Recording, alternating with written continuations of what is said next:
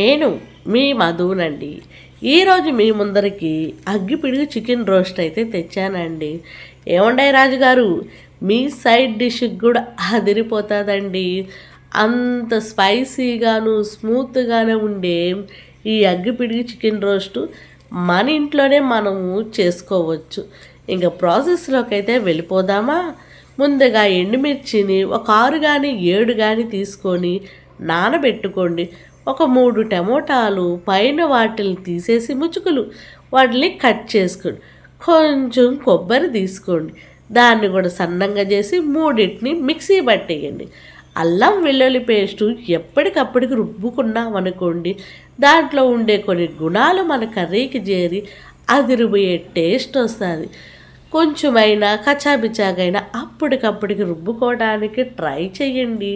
రుచికరమైన మనము తినే పదార్థాలకి స్టాక్ ఉండేదానికన్నా ముందుగా స్టవ్ ఆన్ చేసి ఒక దలసరి మందపాటి కడాయి, మనకి ఎంత ఆయిల్ కావాలో అంత ఆయిల్ పెట్టుకొని, నేనైతే స్పైసెస్ మిరియాలు పట్టా లవంగాలు ఒక బిర్యానీ ఆకు తీసుకుంటానండి.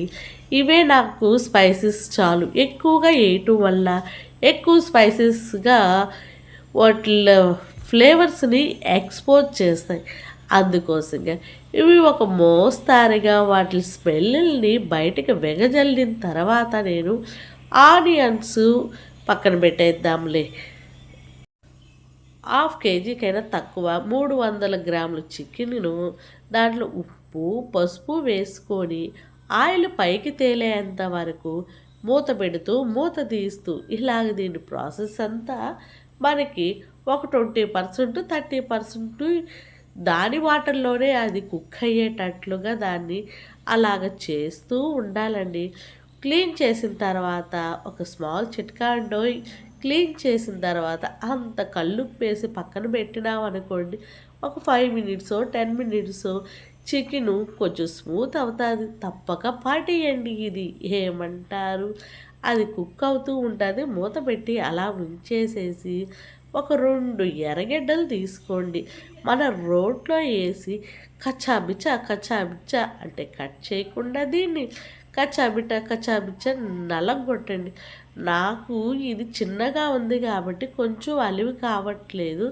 మీరైతే ఒక రోకలు ఉంటుంది కదా, రుబ్బుడు రోలు, దాంట్లో వేసి దంచండి కచ్చాబిచ్చగా. అలా రోట్లో నలిగిన దాన్ని ఇంకా టేస్ట్ వస్తుంది.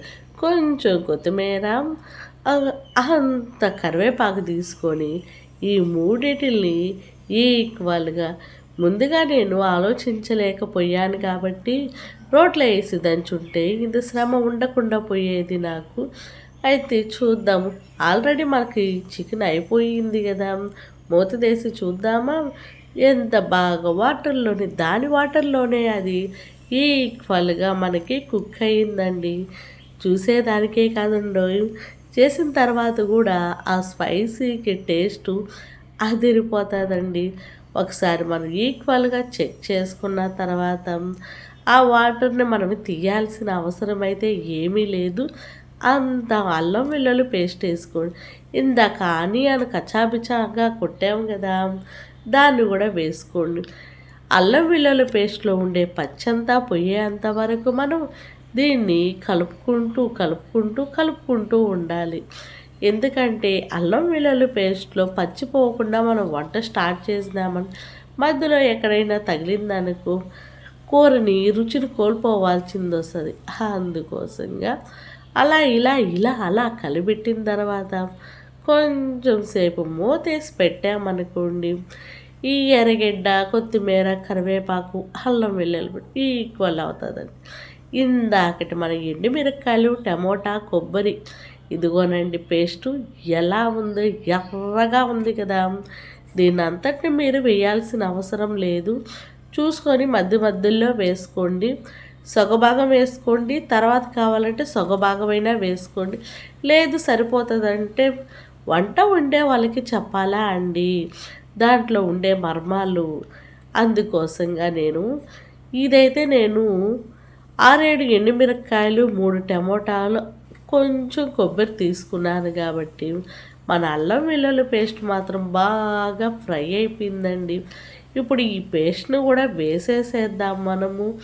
అలా వేసేసుకున్న తర్వాత ఎర్రంగా, యెల్లోగా, పచ్చంగా ఎలా ఉందో చూడండి. కలర్ కాంబినేషన్ అదిరిపోయి టేస్ట్ కూడా వేరే లెవెల్‌లో ఉంటది. రసం గిసం ఏమీ అవసరం లే. అలా మనము ఏ పెద్ద 5 స్టార్ హోటలోళ్ళకి ఇచ్చామంటే ఈ కర్రీని కళ్ళద్దుకొని తీసుకుంటారండి. అంత బాగుంది రోస్ట్ అయితే. అగ్గిపిడుగు చికెన్ రోస్ట్ దీని పేరు.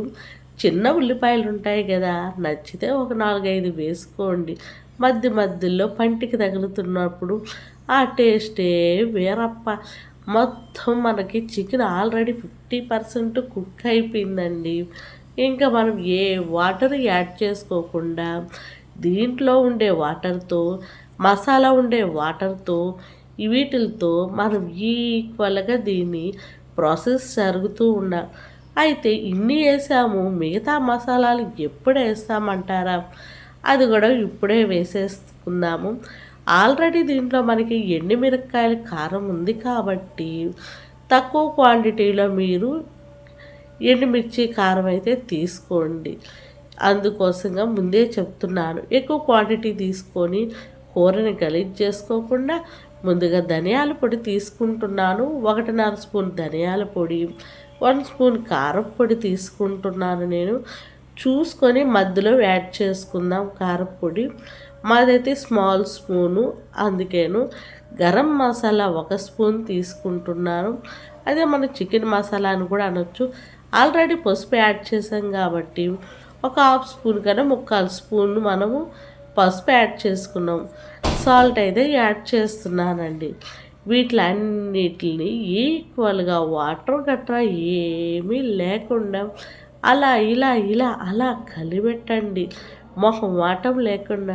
మనకి 50% పైనే మనకి చికెన్ అయితే ఫ్రై అయిపోయిందండోయ్.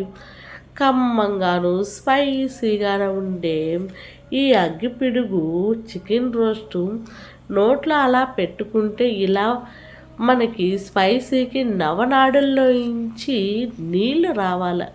కొంచెం వాటర్ వేసుకుందాము. మూత పెట్టి తీసినామనుకోండి. ఎందుకంటే కొంచెం వాటర్ ఎందుకు చెప్పానంటే చికెన్లో ఉండేవి కొన్ని మనకి బాగా 100% కుక్ అవ్వకపోయిందనుకోండి, బ్యాక్టీరియాలో నుంచి వచ్చే కొన్ని బతుకుంటే అది మన హెల్త్ని డ్యామేజ్ చేస్తుంది.